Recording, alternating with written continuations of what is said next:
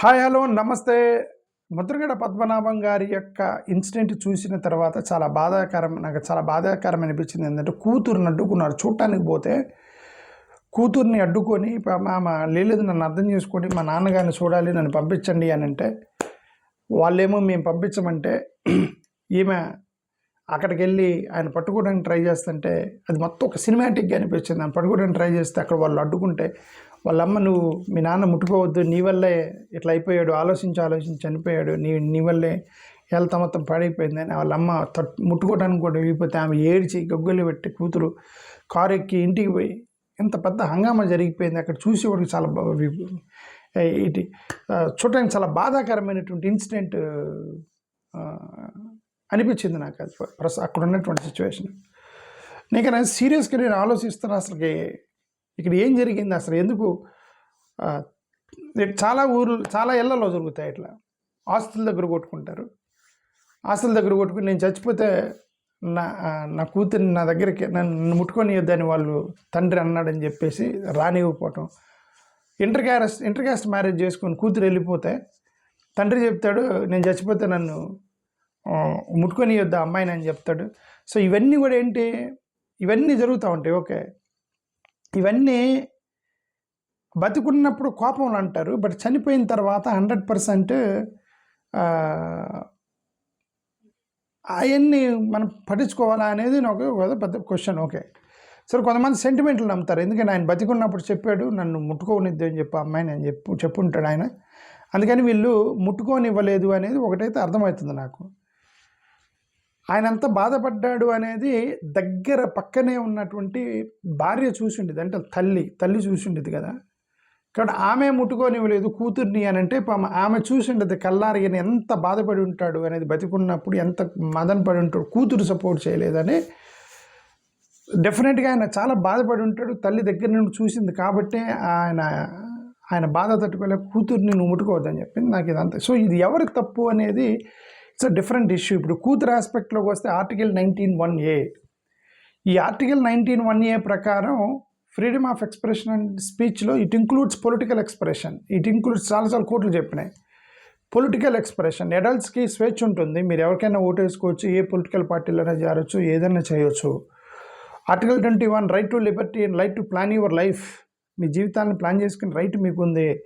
ఒకవేళ అనిపించిందేమో మా నాన్నగారు అంటుంటే ఏముంది, ఈయన వైసీపీలోకి వెళ్తున్నాడు, కాపులందరూ ఒకవైపుకి వెళ్తే మేమందరూ రోజు తీసి మా దళితులు మీరు అసలు ఎలా వెళ్తారు, ఎన్డీఏలోకి ఎలా వెళ్తారు, ఎన్డీఏలోకి వెళ్ళటానికి మా వీళ్ళు ఎలా ఒప్పుకుంటారు, అంబేద్కర్ వాదులు ఎలా, ఇవన్నీ ఉంటాయి, ఫీలింగ్స్ ఉంటాయి కదా. మనం ఆమెకి కాపీ ఫీలింగ్ ఉందేమో. ఆమె రోజు పవన్ కళ్యాణ్ సపోర్ట్ చేసింది, ఫాదర్కి సపోర్ట్ చేయాలి. She not like it joining YCP. నాకు అర్థమైంది. ఓకే, వాట్ ఎవర్ ఫాదర్కి సపోర్ట్ చేయాలి, she has that fundamental right. నేను అదే చెప్తున్నాను. Article 19(1)A freedom of expression అడల్ట్స్కి ఉంటుంది.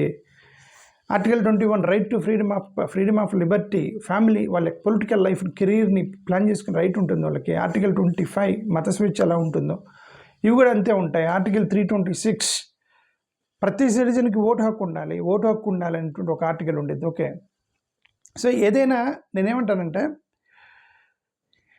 ఇప్పుడు తప్పెవరిది అనేది మనకు అర్థం కాదు. బట్ సిచ్యువేషన్ చాలా డ్రామాటిక్ అనిపించింది, బాధాకరం అనిపించింది. కూతురు వచ్చి తండ్రిని ముట్టుకొని ఇవ్వకపోవటం, వీడియోలు కెమెరాలు పెట్టి టీవీలో టెలికాస్ట్ చేయటం, ఆమె ఏడవటం, ఇదంతా కూడా మంచిగా అనిపించలేదు, బాధగా అనిపించింది ఆ సిచ్యువేషన్ మొత్తం కూడా.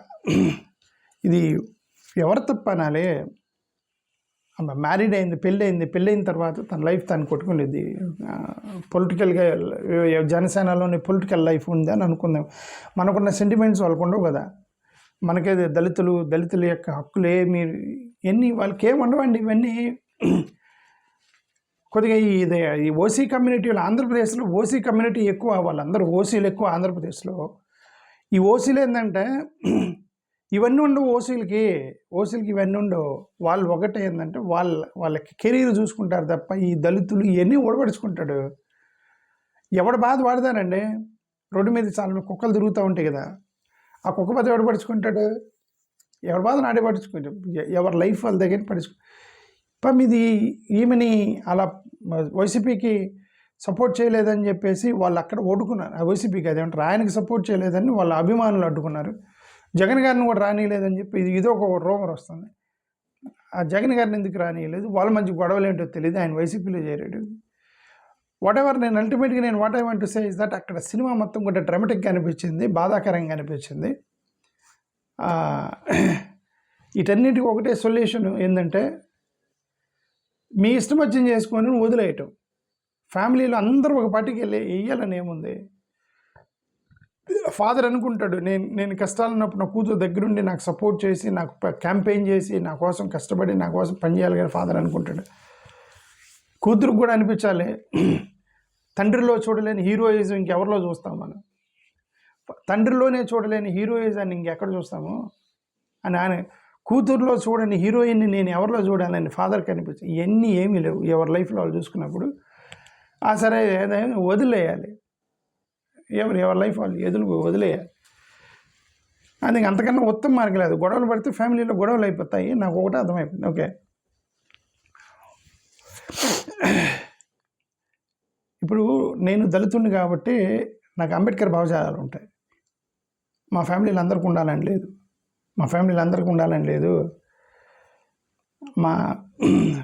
మా బంధువులు ఉంటారు నాగ్పూర్లో, నార్త్ ఇండియాలో బంధువులు ఉన్నారు వైఫ్ సైడ్ నుంచి, వాళ్ళందరూ బీజేపీ వాళ్ళు, అంతా బీజేపీ వాళ్ళు, ఆర్ఎస్ఎస్ వాళ్ళు అంతా. యాక్చువల్గా నిజం చెప్పాలంటే మా మామూలు మొత్తం ఆర్ఎస్ఎస్ బీజేపీ వాళ్ళు. ఏం చెప్తుంది వాళ్ళ ఇష్టం. వాళ్ళు నన్ను కూడా వదిలేశారు, నీ ఇష్టం, నువ్వు ఏదో ఒకటి చేసుకోరాపోయా, నేను వాళ్ళు నాకు చెప్పి నీ ఇష్టం వదిలేస్తాను, మేము చెప్పి మీ ఇష్టం. పొలిటికల్ పార్టీల్లో ఎవరు మీ ఇష్టం అంటే ఎవరికి వెళ్తారో, మా అమ్మ నాన్న వాళ్ళు వాళ్ళందరూ కూడా గ్రామీణ ప్రాంతాల్లో వాళ్ళు ఇంకా దళితులందరూ ఎటువైపు ఉన్నారు అటే ఉంటారు. అభిమానులు మా నాన్నగారు రాజశేఖర రెడ్డి గారికి వీళ్ళకి ఒకసారి టీడీపీకి వేస్తారు, ఒకసారి వైసీపీకి వేస్తారు, ఒకసారి కాంగ్రెస్కి వేస్తారు. వాళ్ళు ఇష్టం వచ్చినప్పుడు ఒకటి వేస్తూ ఉంటారు గ్రామీణ ప్రాంతాల్లో. అల్టిమేట్గా నేను చెప్పదలుచుకుంది ఏంటంటే రాజకీయాలు బతికున్నంత వరకు ఏ రాజకీయమైనా చేసుకోవాలి, చనిపోయిన తర్వాత చూపించిస్తే బాగుండేది అని నాకు అనిపించింది. నేను ఇంతసేపు ఎందుకు చెప్పానంటే చనిపోయాడు కాబట్టి ఎన్ని మర్చిపోయి ఆమెను తీసుకువచ్చి తండ్రిని చూసి చివరి చూపు చూసి ఏడ్చి గొగ్గలు పెట్టి అక్కడ అందరూ జెన్యున్గా ఏడుస్తారు. అక్కడ ఏడ్చే వాళ్ళందరూ జెన్యున్గా ఏడుస్తున్నారో లేదో మనకు తెలియదు. ఓకే, మన దానికి ఇవి మీటర్ ఉండదు. నిజంగా ఏడుస్తున్నారా, చనిపోయిన సావు దగ్గర నిజంగా ఏడుస్తున్నారా లేకపోతే నటిస్తున్నారా అనే దానికి ఇంతవరకు టెస్టింగ్ మెషిన్ కనిపెట్టలేదు దేవుడు. ఏ సైంటిస్ట్ కనిపెట్టలే. అందరూ ఏడుస్తూ ఉంటారు చనిపోయిన దగ్గర. అలలో జెన్యూన్గా ఏడ్చే వాళ్ళకి 80% మంది ఉంటారు. ఒక 20% మంది ఏడుపు రాకపోయినా ఏడ్చేవాళ్ళు ఉంటారు, ఏడవాలి కాబట్టి ఏడ్చేవాళ్ళు ఉంటారు. సో వాళ్ళందరూ టెస్టింగ్ మెషిన్ మనకి లేదు. వదిలేయాలి, వదిలేసి చనిపోయిన వ్యక్తి దగ్గరికి మీ ఇష్టం వచ్చింది విధంగా మీరు ఎక్స్ప్రెస్ చేయండి. గ్రాటిట్యూడ్ కానీ కండోలెన్సెస్ కానీ చనిపోయిన వ్యక్తుల దగ్గర వదిలేస్తే బాగుండేదని నాకు అనిపించింది. బట్ ఫైనల్గా నేను చెప్తున్నాను, ఫ్యామిలీలో ఏం జరిగిందో నాకు తెలీదు. ఆయన ఎందుకు ముద్రగడ పద్మనాభం గారు ఎందుకు నేను చనిపోతే రావద్దని అన్నాడామని వీళ్ళు ఎందుకు ఆపారు? సరే ఆయన చనిపోయాడు కదా మనం ఆపకూడదని వీళ్ళకి ఎందుకు అనిపించలేదు? అవన్నీ ఫ్యామిలీ సిచ్యువేషన్స్ని మనం నర్చల్ చేసి చెప్పలేము. What I want to say is that I felt bad. నేను ఈ వీడియో మొత్తం చెప్పడానికి అక్కడ ఏం జరిగింది నేను చేయలేను. I cannot control somebody's family, somebody's feelings, somebody's life and death. We cannot control. What I can control is I am expressing my sadness that because you stopped her daughter, కూతుర్ని చూడకుండా ఆపటం, I felt bad. అది నేను చెప్తాను. Thank you, నమస్కారం.